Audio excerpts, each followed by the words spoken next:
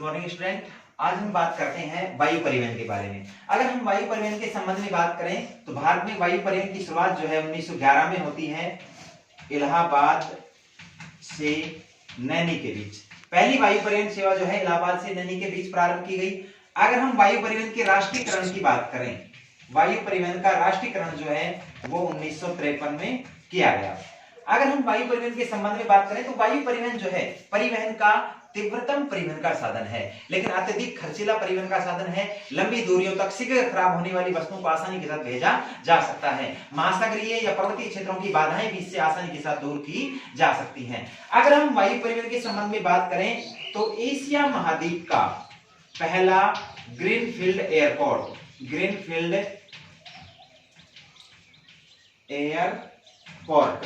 की बात करें तो वो हैदराबाद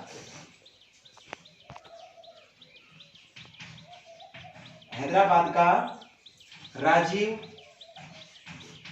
गांधी ग्रीन एयरपोर्ट है।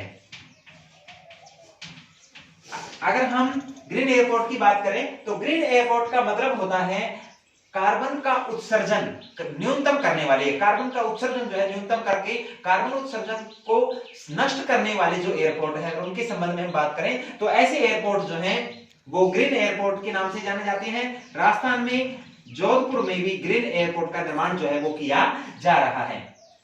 तो ये वायु परिवहन के संबंध में कुछ महत्वपूर्ण बातें थी। इसके बाद अपन बात करते हैं संचार के बारे में।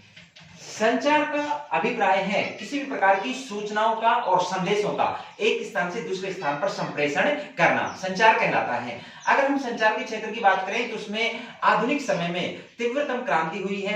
अगर हम प्राचीन काल की बात करें, संदेशों को जीव जंतु पशु पक्षियों के माध्यम से एक स्थान दूसरे स्थान पर स्थानांतरित किया जाता था, या फिर ढोल या नगाड़े बजाकर जो है वो संदेश प्रसारित किए जाते थे। लेकिन वर्तमान में इलेक्ट्रॉनिक संदेश माध्यमों का इस्तेमाल जो है वो किया जाने लगा है। अगर हम बात करें संचार के साधनों में इंटरनेट के आने के बाद संचार के क्षेत्र में क्रांति हुई है। और अगर हम इंटरनेट की बात करें तो 1969 में इंटरनेट की शुरुआत होती है। इंटरनेट के आने के बाद ईमेल का पूरा नाम है इलेक्ट्रॉनिक मेल की शुरुआत जो है वो 1972 में हुई। और इंटरनेट और ईमेल के जरिए इलेक्ट्रॉनिक माध्यमों से सूचनाओं को त्वरित एक स्थान पर दूसरे स्थान पर पहुंचाना जो है बहुत ज्यादा आसान हो गया।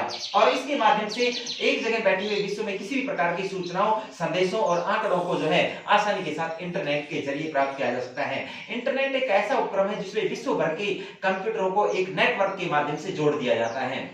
जैसे जैसे इंटरनेट की क्रियाएं बढ़ी है वैसे वैसे साइबर स्पेस जैसे क्राइम जो है वो तेजी के साथ बढ़ने लगे हैं। और इसमें विभिन्न प्रकार के आंकड़ों और सूचनाओं को संप्रेषित चोरी करना या फिर कंप्यूटरों को हैक करके डाटाओं को प्राप्त कर लेना जैसी जो प्रक्रियाएं, आपराधिक जो गतिविधियां हैं वो भी तेजी के साथ बढ़ने लगी हैं। इसके अलावा अगर हम संचार के साधनों की बात करें तो टेलीफोन है, समाचार पत्र हैं, रेडियो है, टेलीविजन है, ये सभी समाचार के साधनों के तौर पर या संचार के साधनों के तौर पर इनका इस्तेमाल किया जाता है। आज की क्लास में इतना ही। धन्यवाद।